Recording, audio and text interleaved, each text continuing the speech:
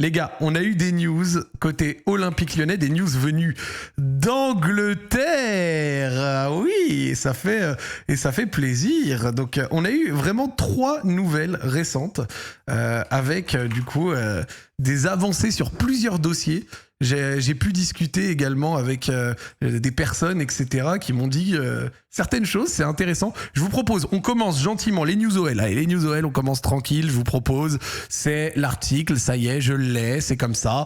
Mercato remplaçant à l'OL, le défenseur croate Dulje Čajetačar vers la Real Sociedad. Il était nécessaire qu'il parte pour la masse salariale. Voilà, il a un certain salaire. Et c'est nécessaire pour un OL qui veut baisser sa masse salariale de faire partir quelqu'un qui n'a plus de place de titulaire ici. Franchement, on va parler de Čajetačar. Je vais vous donner mon avis.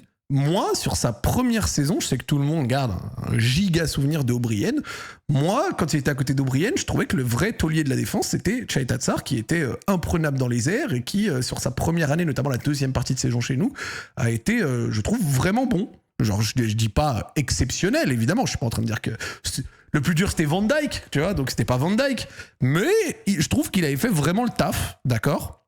Donc ça pas mal. Sur la saison 2023-2024, je l'avais trouvé bien. Je trouvais que c'était notre meilleur défenseur central. Et par contre, je vais aller dans votre sens où cette année, une catastrophe. Cette année, il a été très mauvais. À chaque fois qu'il est apparu, sur la fin de saison, quand il rentrait, c'était fébrile. En fait, tous ses défauts sont ressortis fois 1000. Quand il était en confiance, Čajetačar, il pouvait par moment être plutôt bon, à la limite sur certains trucs, mais vas-y, il est en confiance, donc ça passe. Là, il n'était pas en confiance, donc les trucs où il était un peu à la limite, c'était vraiment difficile. Donc il a vraiment pas fait une très bonne deuxième saison à l'OL. Voilà, on peut même dire qu'elle était franchement mauvaise. Bon, après maintenant il a 28 ans quand même, hein, il rentre entre guillemets aussi dans ses meilleures années, peut-être les années de la maturité pour un défenseur. Dire qu'à une époque sa valeur marchande a été jusqu'à 25 millions, l'OM qui l'avait acheté à l'époque. Il a été bon à Marseille, hein. Tout n'a pas été dégueu à Marseille, et c'est juste qu'après, bon bah... Regardez la courbe Transfermarkt. Regardez, la courbe Transfermarkt est vraiment particulière. Hein. Elle a explosé au moment du passage de Salzbourg à l'OM. À l'OM, elle a continué de progresser. Hein. Il y a eu des progrès, des baisses, des progrès. Ce qui veut quand même dire que sportivement, tout n'était pas horrible à Marseille. Moi, notamment la saison où il était dans la défense centrale avec Boubacar Kamara, j'avais trouvé ça plutôt bien. Il a failli avoir la signature à Liverpool, on s'en rappelle, en 2021. Puis, quelqu'un a dit la descente du Mont Ventoux... Ça s'est écroulé. Et il y a quand même eu la petite remontée, là, regardez, dans la valeur marchande. Hop. Mais effectivement, depuis belle... c'est reparti à la baisse et c'est logique. Il n'a vraiment pas été extraordinaire. Je vais juste regarder son temps de jeu exact de la saison dernière, parce que je sais qu'il a vite perdu sa place. 2200 minutes quand même. 0,20, 2200 minutes, c'est vraiment, vraiment pas négligeable. Mais bon, le but face à Marseille, ouais. Écoutez... Notre ami Čajetačar, on lui souhaite du bien. Il part du côté quand même d'un club intéressant, de la Sociedad, qui n'a pas fait une très belle saison l'année dernière.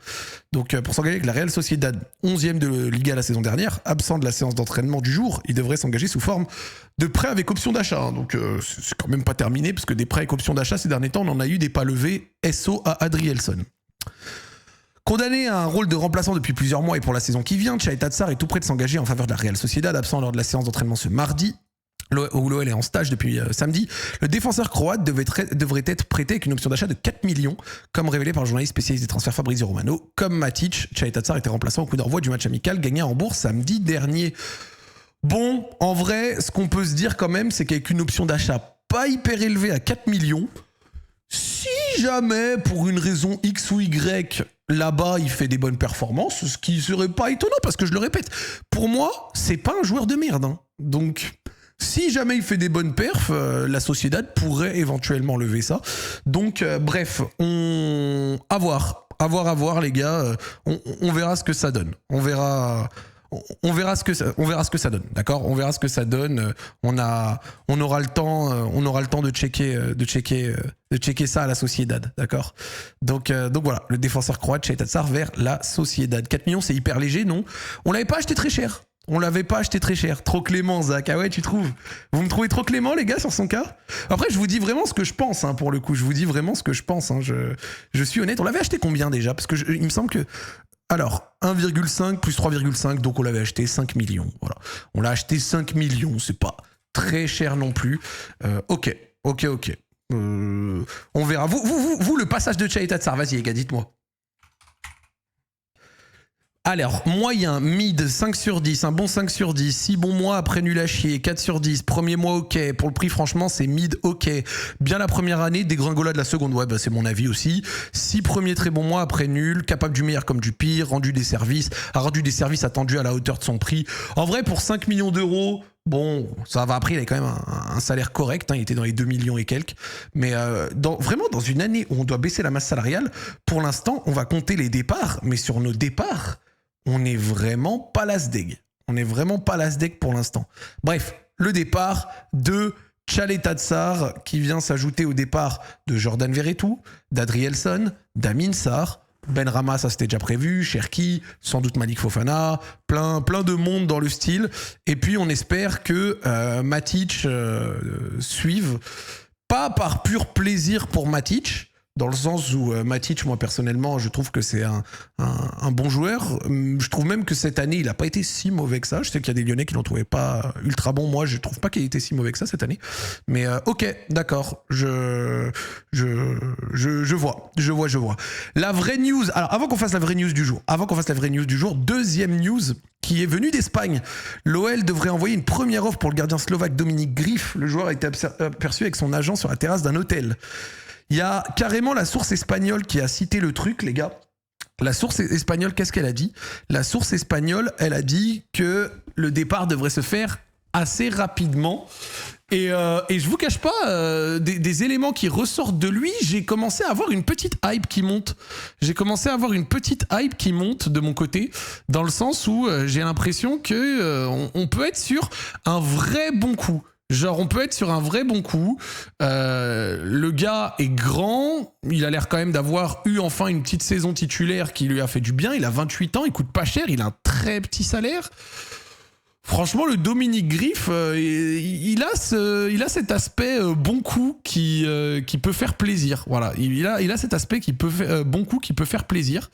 On est pas trop mal dans le sens où, comme j'ai dit, il y a une petite hype qui se construit moi de mon côté sur ce gardien.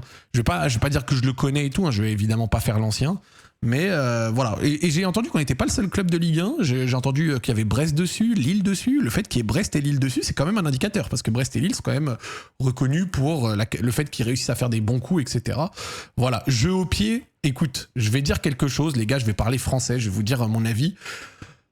On est cantonné au coût pas cher, avec petit salaire. Écoute, il fait 1m97. Déjà qu'il fasse des bons arrêts, le jeu au pied, on verra. D'accord? Vraiment, là, moi, juste, j'ai plus le temps, là, pour les exigences de jeu au pied. Genre, qui viennent, qui nous fassent des beaux arrêts. Au pire, ils donnent le ballon à latéral, tu te démerdes, Merlin. Je vais pas dire qu'en 2025, le jeu au pied d'un gardien n'est pas important, évidemment, mais... qu'il fasse des bons arrêts. Tu vois, non mais vous voyez ce que je veux dire, qu'il fasse des bons arrêts et je serais déjà content. Vous voyez ce que je veux dire? Donc on va voir. Ces statistiques sont calculées par 90 minutes, toutes compétitions confondues, 7 saisons par rapport aux 5 joueurs. Non. Élite correspond au top 10%, tandis que critique représente le pire 10%. Les autres catégories sont reparties par tranche de 20%. Alors, qualité des tirs reçus faibles, tirs reçus fragiles, empêcher des buts correct, réussite jeu long, donc a priori, voilà, jeu au pied fort, sauver les pénaltys, a priori pas excellent, à voir après, tu vois, les pénaltys, il y a toujours quelque chose à sortir autour des statistiques. Par contre, un truc qui est pas bon, et on le voit, défense aérienne. Bon, après, on revient de Lucas Perry, quoi. Lucas Perry était déjà pas très bon sur les sorties aériennes, donc peut-être que c'est également un de ses défauts, ce qui est quand même étonnant pour quelqu'un d'1m97. Après, comme d'habitude, les statistiques sont à interpréter par rapport, on va dire, au contexte, au match, etc. Il y a quand même... Enfin, genre, ça se saurait s'il suffisait de lire une fiche statistique pour, même FBref ou quoi, pour connaître la qualité ou non d'un gardien. Là, il y avait une autre statistique qui était sortie quand même hier et qui était aussi intéressante. Ça, c'était du côté de OL Data. Regardez, je vous le montre. Ouais, OL Data, tac. Je vous montre la stat que j'avais trouvé sympa. Là, voilà. Dominique Griff était le 5e gardien de Liga au ratio but encaissé par match. 1,1 pour Unai Simon, 0,7 Yann Oblak, 0,8 Thibaut Courtois, 1 David Soria et du coup les Courtois, pardon. Donc Unai Simon, Yann Oblak, Thibaut Courtois, David Soria, lui prenait 1,1 pour quelqu'un qui a quand même officié à Majorque 10e de Liga. Donc vous voyez le délire. C'est quelqu'un qui a quand même officié dans une équipe qui n'avait pas la défense centrale la plus, sur le papier en tout cas je suppose, la plus solide de toute la Liga. Donc c'est... Ce que je veux dire, c'est que les statistiques, on peut un peu, tu vois, selon ce qu'on a envie d'en faire dire, en dire beaucoup de choses. Elles sont toujours à interpréter dans un contexte. Mais la réalité aussi, c'est que les fans de Majorque qui parlent de lui en parlent en bien. Moi, personnellement, j'avoue, en général, quand une fanbase parle bien d'un joueur, c'est rare qu'on m'ait dit « Tu vas voir, Zach, le joueur, il est bon quand il vient chez vous et qu'après, il arrive et il pue sa mère. » Ça a déjà arrivé, notamment Skelly Alvero. Skelly Alvero, je me rappelle, les socialiens, ils nous avaient dit « Vous allez voir, c'est un monstre. » Bon, chez nous, il n'a pas trop réussi. Mais ok, pourquoi pas, intéressant. Intéressant. Bref, ça, c'est cool. La vraie news du jour, les amis. Les gars, la vraie news du jour, elle vient d'Angleterre et j'ai eu des petits oiseaux qui m'ont pas dit que c'est fait ou quoi que ce soit, mais qui m'ont confirmé que c'était un réel dossier qui était en cours. Liverpool privilégie un transfert définitif pour son milieu défensif Tyler Morton. L'international espoir anglais est ouvert à un transfert vers l'OL. Donc apparemment c'est une réalité. Il y a l'OL qui est vraiment dessus. Alors attendez, hop, on va calmer vite fait les... Hop, j'ai mis en sub-mode le temps de dégager les 3,5 bots qui spamment des Discord comme des golemons. Je vous laisse bannir ça dans le chat, les gars, gentiment. Et voilà, n'hésitez pas à sub, les frères. On va vous faire ça. Bref, Paul Joyce l'a dit, donc c'est vrai, c'est le plus fiable sur Liverpool. Ouais, mais même côté... En fait, ce que je veux dire, c'est que même côté France, j'ai entendu des choses sur ça. Encore une fois, on m'a pas dit que c'était vrai. On m'a pas dit que c'était fait. Enfin, on m'a pas dit que c'était fait, pardon. On m'a dit que c'était vrai, mais on m'a pas dit que c'était fait. On m'a dit que apparemment, c'était quelque chose qui pouvait être un prospect, qui pouvait être intéressant. Tyler Morton, donc on est sur quelqu'un qui a pas beaucoup joué l'an dernier à Liverpool, mais qui avait joué en Championship en prêt la saison d'avant. Donc on est sur quelqu'un, regardez, dont la valeur marchande fluctue un petit peu. J'ai vu que Liverpool a interdit 10 millions quand même, c'est beaucoup 10 millions. Mais regardez, quand on regarde sa fiche Transfermarkt, donc on est quand même sur un 6000 minutes en Championship. Première Ligue 2, ça c'est les jeunes, U18, tout ça. Un peu de temps de jeu en FA Cup, en EFL, mais peu en Première Ligue, 66 minutes seulement. Et quand même 200 minutes de Champions League. Le frère, à 22 ans, a quand même plus joué de Champions League que de Première Ligue. Petit, je sais pas si c'est un petit flex, je sais pas ce qu'on peut en ressortir, mais voilà. Dans l'esprit, les gars, donc comme je vous disais, regardez, la saison dernière, il a joué 400 minutes en EFL 2, mais si on enlève les 400 minutes de EFL 2, enfin de Première Ligue 2, pardon, 162 minutes de EFL, 39 minutes de Champions League, 62 FA Cup, 90 minutes de EFL Trophy, donc on est sur quelqu'un qui était dans de la rotation de rotation. Par contre, la saison d'avant, 3000 minutes, 3 buts, 5 passes décisives du côté de Blackpool. On est sur un milieu défensif, les amis.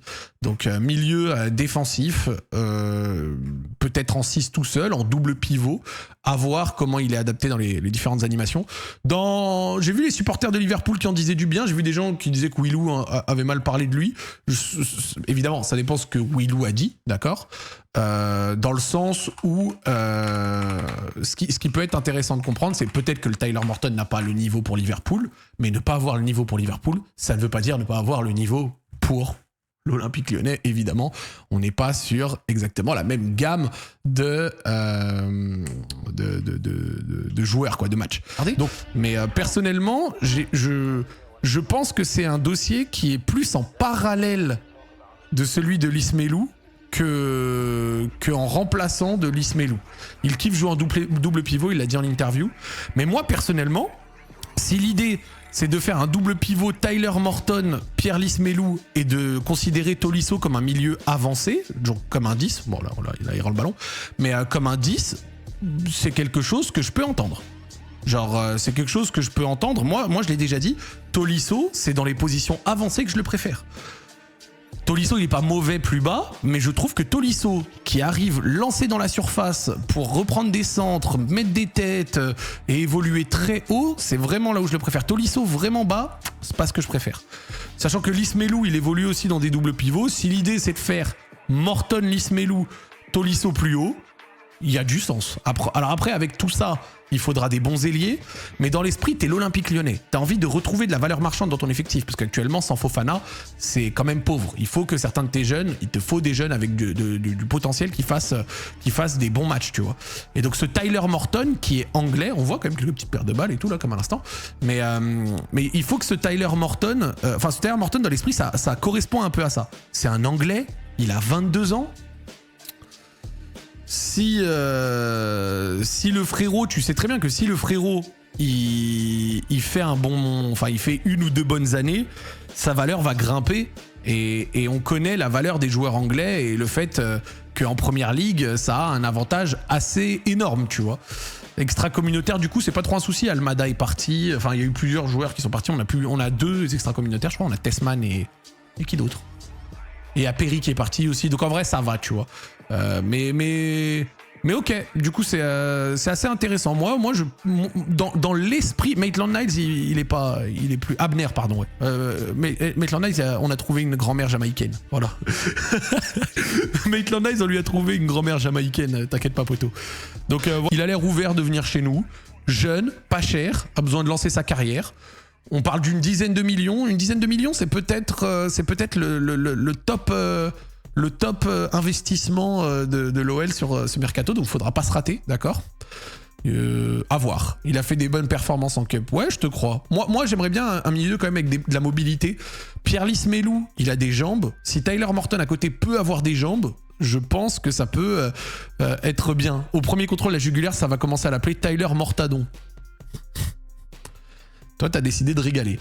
Donc pourquoi pas, tu vois, ce truc, tu vois, d'avoir un joueur de 22 ans qui doit enfin lancer sa carrière après quelques expériences, tu vois, peut-être en championship ou autre, moi, ça me parle. Moi, franchement, ça me parle. Donc, ok. Très bien. Mais attends, les gars. Dites-vous que tout ça, ça me laisse l'occasion de refaire un compo maker. Hein. C'est pour jouer dans le double pivot. Ouais. Je pense que les dossiers Lismelou et lui sont pas liés. Je pense que c'est peut-être pour faire les deux. Par contre, du coup, si tu fais les deux, t'as un sale embouteillage au milieu. Genre, t'as un sale embouteillage au milieu si tu fais les deux. Genre, là, c'est chaud. Genre, là, il commence à y avoir trop de monde. Il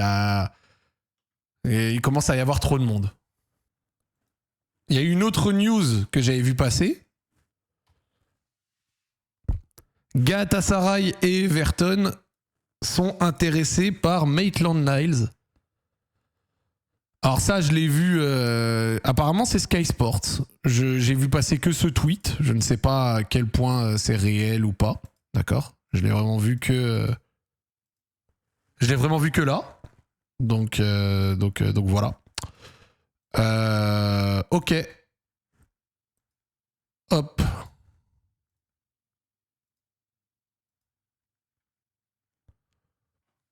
Donc apparemment, Maitland-Niles serait sur les tablettes dans le viseur d'Everton. Le joueur plaît beaucoup à... Merci Starkim pour le sub. Le joueur plaît beaucoup à David Moyes, coach d'Etofis. D'autres clubs en Europe sont également intéressés. Galatasaray étant l'un d'entre eux.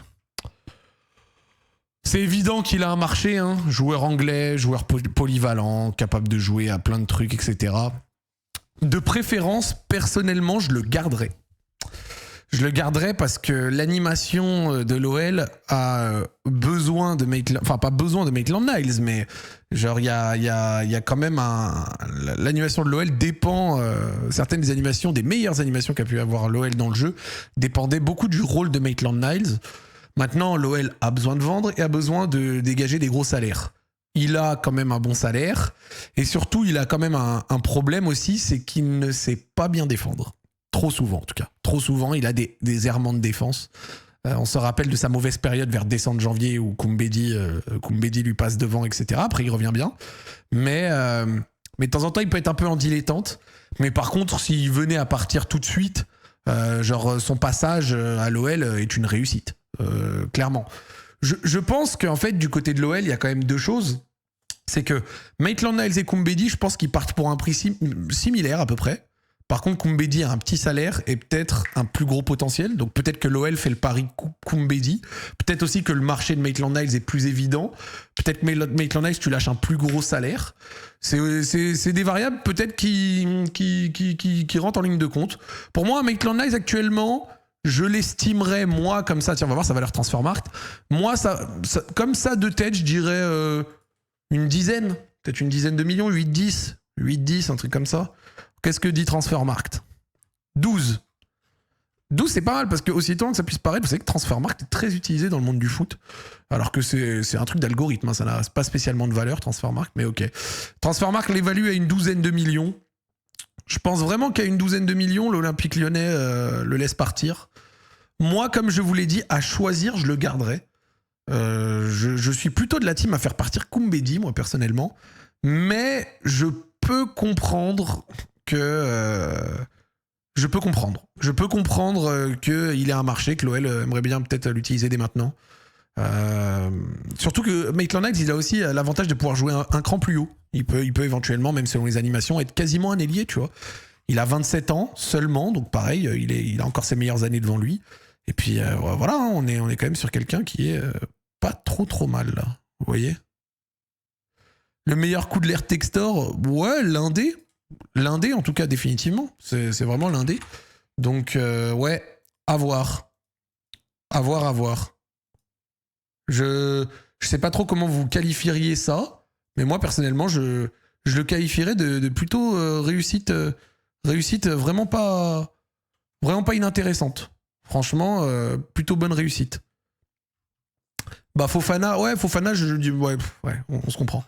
On se comprend. Fofana, évidemment, c'est lui, mais on se comprend. Maitland-Niles, bien. Le meilleur coup, c'est O'Brien.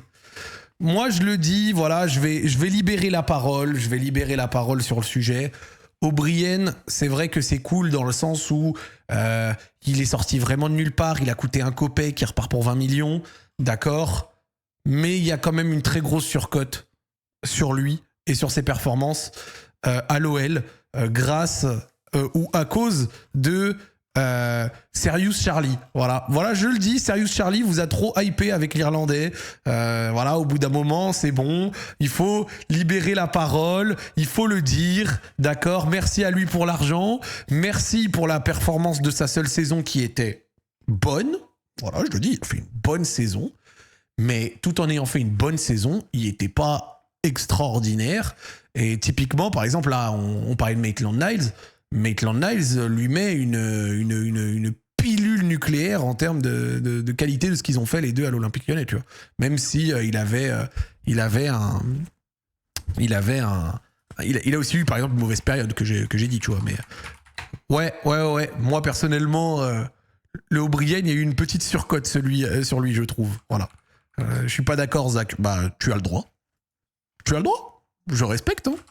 Tu as le droit de ne pas être d'accord avec ce que j'affirme. Hein. Je n'ai pas la vérité vraie. Voilà, il y a pas de problème. Il y a pas de problème. The Athletic indique que l'OL a contacté Liverpool pour Tyler Morton et que le joueur, comme le club, soit en recherche d'un transfert ferme, pas d'un prêt. Le joueur serait ouvert à l'idée de jouer pour l'OL. The Athletic. Ok. Le Tyler Morton. Quand j'ai dit qu'il a la tête d'un Anglais, il a vraiment une tête de bon Anglais quand même. Hein. En prêt, c'est pas mal. Vraiment, j'ai l'impression que vous ne regardez pas le stream, que vous n'écoutez pas le stream. Il y en a, vous écrivez dans le chat sans écouter. Quand même, on vient littéralement de dire les 3 lignes où le joueur comme le club cherche un transfert ferme, pas un prêt. Juste derrière. Alors, en prêt, en vrai, ça ça va, je rigole. C'est pas méchant. Mais ouais. Ok, Dominique Griff, Tyler Morton, Ruben Kluivert et tout. Je suis dans le train. Personnellement, je suis dans le train. Donc si Maitland-Niles était voué à partir...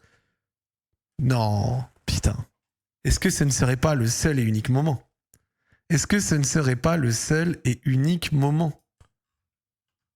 Genre le seul et unique moment.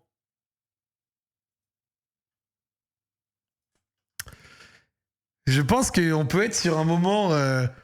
sur un moment, quoi. Genre sur un petit moment. On peut être sur un petit moment. Un moment de kiff. Un moment intéressant. On peut être sur le moment du compo maker. Mais putain, j'avoue que si Maitland Niles y part quand même, ça me ferait chier. Moi, je l'aime bien, Maitland Niles. Je sais pas, j'ai un petit truc sur lui, quoi. J'ai un petit truc sur lui dans le sens où je l'aime bien. C'est ça que je veux dire.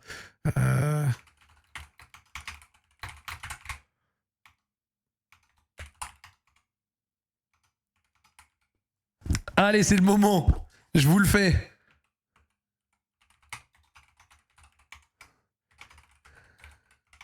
Parce que du coup, si Maitland Niles y part, qu'est-ce que ça donne? Ça te donne...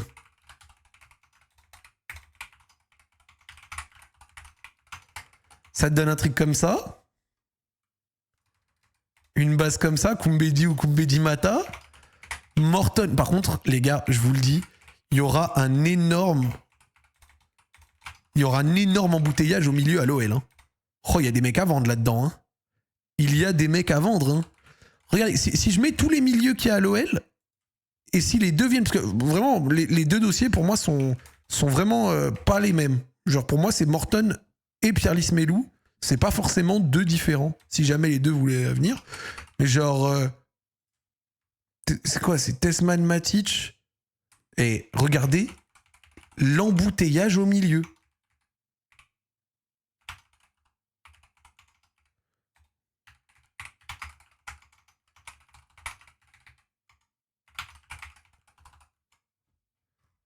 Hop.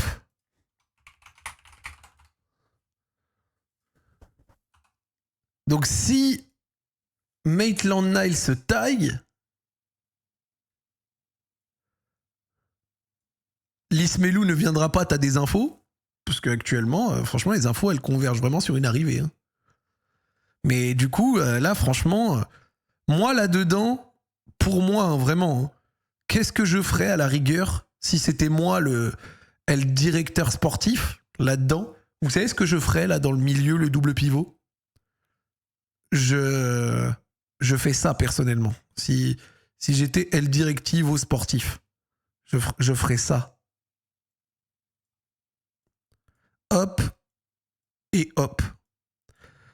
Tesman Matic, les deux cumulés, c'est presque 7 millions de salaire par an. Et Tesman a encore une valeur. Matic voit un paquet de clubs. Un paquet de clubs, pardon. Et Mangala invendable. Et Diawara, jeune, petite cote, petit salaire. À la rigueur, en quatrième milieu, pourquoi pas. Je suis pas d'accord, je vends Matic et Diawara. Mais avec Matic et Diawara, tu récupères zéro argent. Avec Tesman, tu récupères un peu d'argent. Et puis moi, franchement, je vais être honnête, Tesman...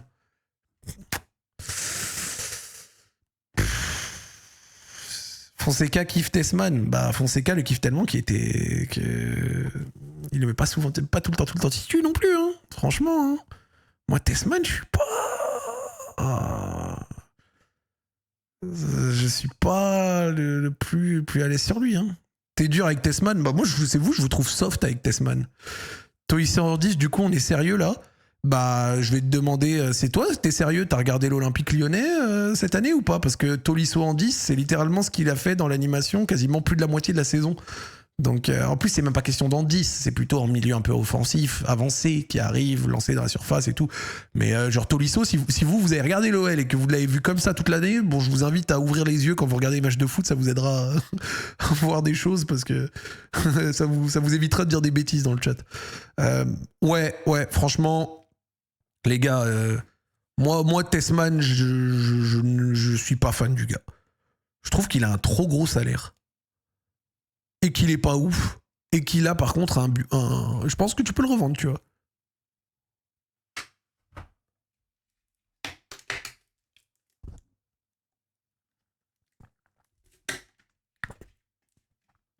Tu vendrais Tesman avant Diawara? Oui. Alors que je suis pas un diawariste... Hein? Je suis pas un diawariste, mais Diawara, petit salaire et je pense pas qu'il ait une grosse cote de ouf. Par contre, Tessman, je pense que tu peux le revendre, il a 2,2 millions de salaire. Ça doit être 5 fois plus que Diawara presque. Et Matic, bon alors lui, il a des émoluments assez élevés, mais pour ce qu'il a fait chez nous, merci. Donc en vrai de vrai, pourquoi pas. Diawara, j'aime bien, moi, ouais, bah moi j'aime pas. Mais je le garderai quand même. Et après Mangala, il est allé croiser, donc c'est impossible à vendre. Pourquoi on a vendu Le Penant 2,5 millions? Bah parce qu'il était mid. Il était très très très très mid. Hein. Donc 2,2 millions, c'est dans la limite encore. Ouais, mais si tu peux le offload, c'est tant mieux. C'est tant mieux. Il faut approcher, tant qu'on peut faire baisser la limite, pourquoi pas? Et effectivement, à la rigueur, personnellement, si j'avais le choix, je ferais aussi ça. J'enlèverais Abner aussi si j'avais le choix.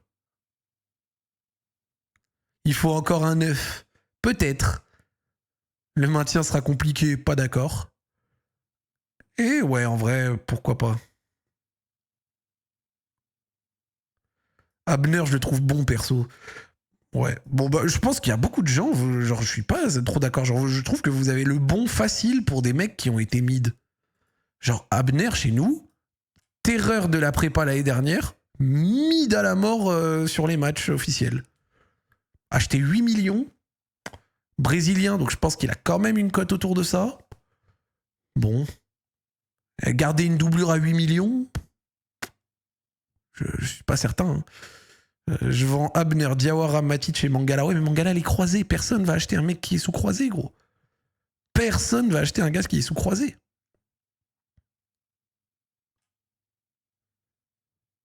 C'est vrai que j'ai oublié de dire que Nuama était mort. L'attaque semble trop légère quand même. Bah oui, bah les attaquants arrivent. On va être sur des ailiers. Hein. Fonseca a déclaré au Well Play qu'il attendait un gardien, un milieu, 2 ailiers et un 9 remplaçant. Bon, en vrai, ça semble logique. Hein. Ça semble logique.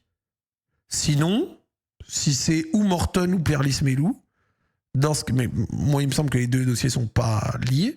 Mais si c'est pas lié, dans ce cas-là, tu redescends Tolisso. Et auquel cas, il te faut aussi un milieu offensif. Ou alors, tu joues à 3 dans un bail genre plutôt comme ça, tu vois. Mais alors, là, c'est pas Morton, c'est qui tu veux. C'est peut-être Lismelou, du coup, tu vois. À l'inverse, imaginons que ce soit lui. Et là, tu remontes un gars d'un cran et tu joues en 4-3-3 un peu, enfin, dans l'esprit de l'animation, tu joues comme ça. Et là, c'est pas... Imaginons que ce soit pas Morton, tu vois, je dis des bêtises, mais ça peut être genre... Tessman, tu vois. Ça peut être comme ça. Genre, imaginons. Mais bon, Tessman a un cran plus haut sur le terrain. Ouais. Genre, c'est peut-être un truc comme ça, tu vois. Mais là, je suis pas fan. À choisir, personnellement, moi, j'aime bien cette idée de retaper notre milieu de terrain. J'aime bien cette idée de retaper le milieu de terrain. Moi, Tessman, je suis pas... Moi, je le dis, Tessman, j'aime pas. Voilà, non, Tessman, j'aime pas. J'aime pas Tessman, j'aime pas, personnellement. Tessman, vraiment, je le trouve lent, je le trouve lourd, je lui vois pas une qualité de pied extraordinaire, pas une vision de jeu énorme. T'abuses de fou, ben je vois pas ce que vous... En fait, alors dans ce cas-là, je vais le dire, encore une fois, je respecte, tu vois, les avis divergents, mais je vois pas ce que vous avez vu pour me dire t'abuses de fou.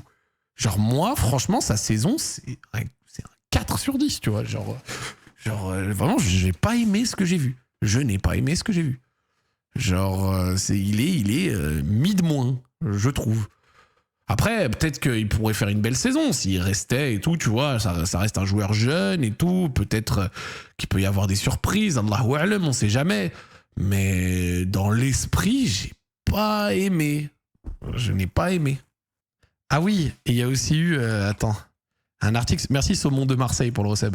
J'ai failli oublier l'article. Hop. Rappelle le sub-goal, les frères, pour ceux qui demandent que ça arrive entre-temps. Ce sera le live deadline mercato. Hop, si on l'atteint, je vous fais 12 heures de live le jour de la deadline. J'inviterai des gens. Pourquoi Tagliafico prolonge finalement son contrat à Lyon? On retourne chercher Lopez, fausse bonne idée. Parti de l'OL à la fin de son contrat le 30 juin, le latéral argentin va signer un nouveau bail de 2 ans plus 1 en option. Il a 32 ans, voilà, il rejoindra bientôt ses coéquipiers en préparation. Lisons qu'est-ce qui a fait que c'est possible. Le père de Nipan a sous-entendu que son fils serait prêté par City. Mais Nipan, vu ce qu'on a vu sur lui, je serais hypé à la mort. On peut se refaire une compile de Nipan pour ceux qui étaient peut-être pas là la fois où on avait regardé. C'était de la patate sa grand-mère. Si Nipan vient à l'OL, là la saison elle prend un autre champ. Vraiment. Encore un milieu, du coup, Nipan c'est plus un milieu offensif de ce que j'ai vu, du peu que j'ai vu. Mais ouais. Dans le ciel morose du mercato lyonnais strictement encadré par la DNC dans son contexte économique très contraint, cette nouvelle est un véritable rayon de soleil. Tagliafico va signer là. Après l'ailier Afonso Moreira et Kluivert, le latéral deviendra donc la 3e recrue de l'été lyonnais. Puisqu'à peu près tout le monde autour du club s'était validé de son départ au moment de la fin de son contrat. Le champion du monde argentin était en effet parti pour ne pas revenir puisque les finances lyonnaises et l'engagement pris par les nouveaux dirigeants d'une baisse drastique de la masse salariale interdisaient à tout le monde de rêver d'une suite. Mais le directeur a maintenu le contact avec le joueur et son entourage, tandis que Tagliafico de son côté nourrissait au fond de lui l'envie de poursuivre son aventure à l'OL. Les gars, c'est bête à dire, mais un champion du monde est revenu libre et pour moins cher que ce qu'il touchait, alors qu'il aurait pu avoir plus ailleurs. Genre, comment ne pas respecter ça ? Très apprécié des supporters et chouchous du Groupama, le combatif défenseur a écouté les arguments du club rhodanien tout en écartant depuis un mois plusieurs offres venues de l'étranger pourtant plus attractives économiquement. Les deux parties sont finalement tombées d'accord dans le week-end autour d'un bail qui entre dans le nouveau budget lyonnais. Établi en lien avec la DNCG, il a accepté de baisser ses importants émoluments afin de rester dans un club et une ville où il se sent bien.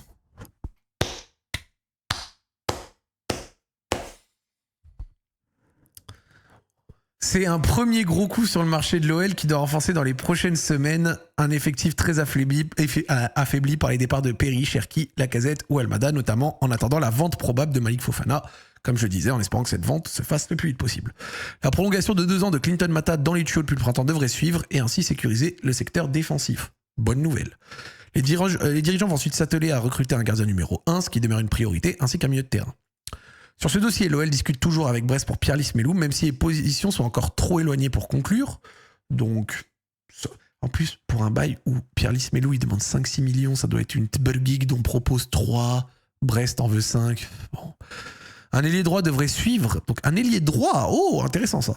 Un ailier droit devrait suivre, mais il faudra encore vendre avant d'enregistrer toutes ces arrivées. Et là, on est sur la douloureuse, la mauvaise nouvelle. Le mercato est également perturbé par le bourbier juridique lié à Matt Turner, le gardien américain de Nottingham Forest que John Textor avait recruté pour 8 millions avant de passer devant la DNCG et démissionner. Comme révélé dans ses colonnes il y a 8 jours, les nouveaux dirigeants lyonnais ont missionné un avocat pour annuler ce contrat qui met en péril le budget revisité, mais la tâche s'annonce complexe.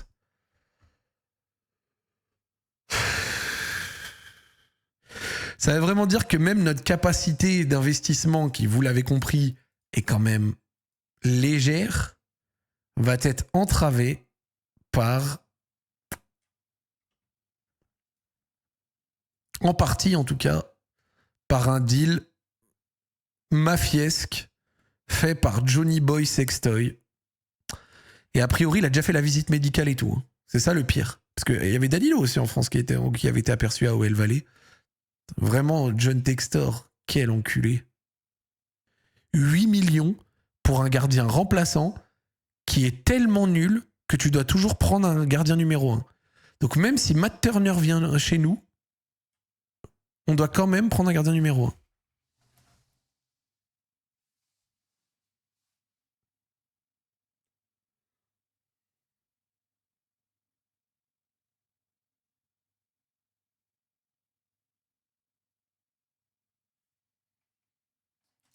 Il l'a fait signer avant la DNCG, quand je suppose on n'était pas encore totalement interdit de recrutement, peut-être, j'en sais rien, je sais même plus, je sais pas, frère.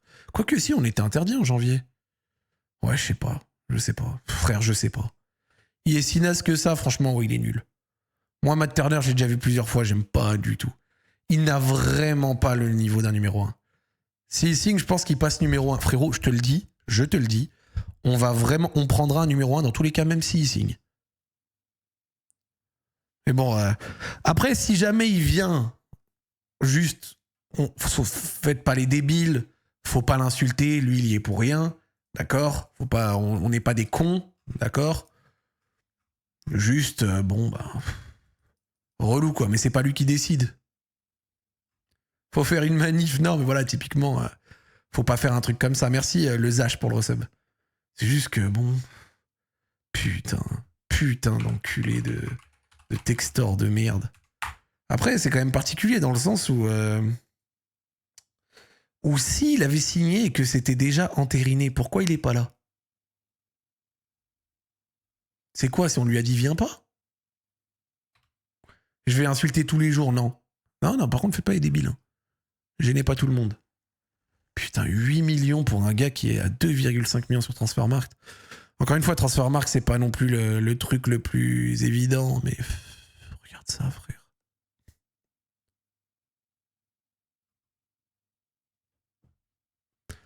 Il a l'air horrible, mais à venir, autant qu'on se contente de lui, sinon on va foutre plus d'argent que la vente de périphrères, on s'en bat les couilles. Le poste de gardien dans le football est trop important. S'il est nul, tant pis, faut prendre un autre, même si ça nous fait dépenser trop d'argent et tout. Mais on aura mis 8 millions dans un gardien nul, remplaçant à Christophe. C'est une honte. C'est une honte. Franchement, s'il a encore un peu de bagou et qu'il peut encore annuler le deal de lui-même, je lui souhaite d'annuler le deal de lui-même. Parce que là, frère, c'est ultra pénible. Hein.